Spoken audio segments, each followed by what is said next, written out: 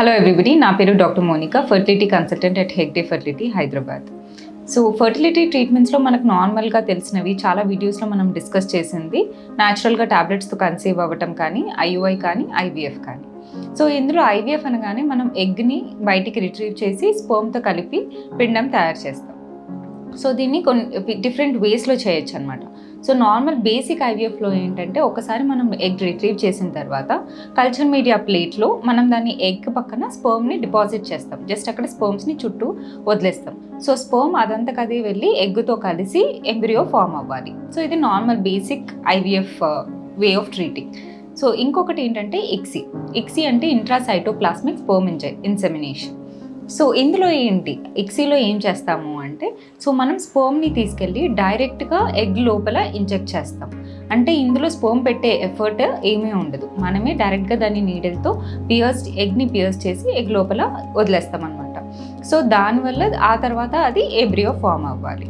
So అందరి పేషెంట్స్కి ఇది చేస్తారా అంటే అందరి పేషెంట్స్కి ఇక్సీ అనేది అవసరం ఉండదు.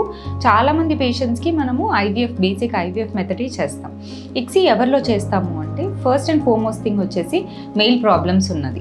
సో మెయిల్ ప్రాబ్లమ్స్లో ఏంటి, మనం సిమెన్ అనాలిసిస్ చేసినప్పుడు కౌంట్, మొటిలిటీ, వాటి షేప్ ఇవన్నీ చూస్తాం. సో అది చూసినప్పుడు మనకి ఎప్పుడైతే కౌంట్ చాలా తక్కువ ఉంది అనిపిస్తుందో, లైక్ లెస్ దాన్ 10 million కానీ, లెస్ దాన్ 5 million కానీ, మరీ అంత తక్కువ కౌంట్ ఉన్నప్పుడు స్పర్మ్ కెపాసిటీ కూడా తక్కువ ఉంటుందనే అజంప్షన్ ఉంటుంది.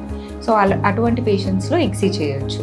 అలాగే ఎప్పుడైనా మనం నార్మల్ బేసిక్ ఐవీఎఫ్లో స్పర్మ్ని అక్కడ పక్కన వదిలేస్తే అది కదులుకుంటూ వెళ్ళి ఎగ్ని కలవాలి. కానీ దాని మొటిలిటీ అనేది ఎప్పుడు తక్కువగా ఉంటుందో, సో అది వెళ్ళి కలవలేదు కాబట్టి సో మొటిలిటీ తక్కువ ఉన్న పేషెంట్స్కి కూడా మనం ఇక్సీ చేస్తాం. And also the very most important thing, surgical procedure ఏదైనా మనం స్పర్మ్ రిట్రీవల్ మెథడ్స్ లాగా చేసినప్పుడు, అంటే టీజే కానీ తీసి మనం దాని ద్వారా వచ్చిన స్పర్మ్స్తో మనము ఇక్సీ చేసి ఎంబ్రియోస్ ఫామ్ చేస్తాం. So these are the 3 important things when it comes to mail infertility. అంతేకాకుండా ఫీమేల్ ఏజ్ ఎప్పుడైతే మోర్ దెన్ 40 years అలా ఉంటుందో వాళ్ళకి ఎగ్ రిజర్వ్ తక్కువ ఉంటుంది.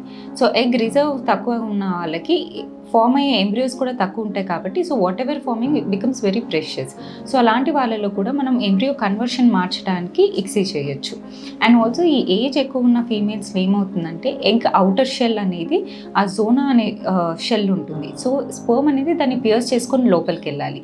బట్ ఈ పేషెంట్స్లో ఏమవుతుందంటే అది చాలా థిక్గా ఉండటం వల్ల స్పర్మ్ అనేది లోపలికి పియర్స్ చేసుకొని వెళ్ళలేదు. సో అటువంటి పేషెంట్స్లో కూడా మనం స్పర్మ్ని ఇంజెక్ట్ చేస్తాం. And the next thing is unexplain infertility. So మేల్కి ప్రాబ్లమ్స్ లేవు, ఫీమేల్కి ప్రాబ్లమ్స్ లేవు, అయినా సరే ప్రెగ్నెన్సీ రావట్లేదు, లేదా రిపీటెడ్ ఐవీఎఫ్ సైకిల్స్ ఫెయిల్ అవుతున్నాయి, ఎన్నిసార్లు ఎంబ్రియోస్ ఫామ్ అయినా వాటిని ట్రాన్స్ఫర్ చేయడం వల్ల మనకి రిజల్ట్స్ ఏమీ రావట్లేదు అన్న పేషెంట్స్లో కూడా మనము ఇక్సీ ట్రై చేయొచ్చు. And then the last most important thing is low embryo conversion rate.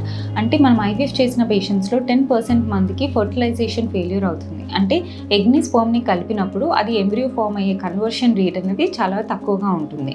So అలా ఎవరికైతే ఎంబ్రియోస్ తక్కువగా అంటే వచ్చిన ఎగ్స్కి ఫామ్ అయిన ఎంబ్రియోస్ రేషియోకి చాలా తక్కువగా ఉంది అన్న వాళ్ళకి మనం ఇక్సీ అప్లై చేసి కొంచెం ఆ ఎంబ్రియో కన్వర్షన్ రేట్ అనేది ఇంప్రూవ్ చేయొచ్చు.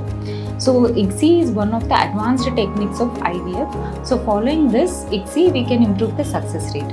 Thank you.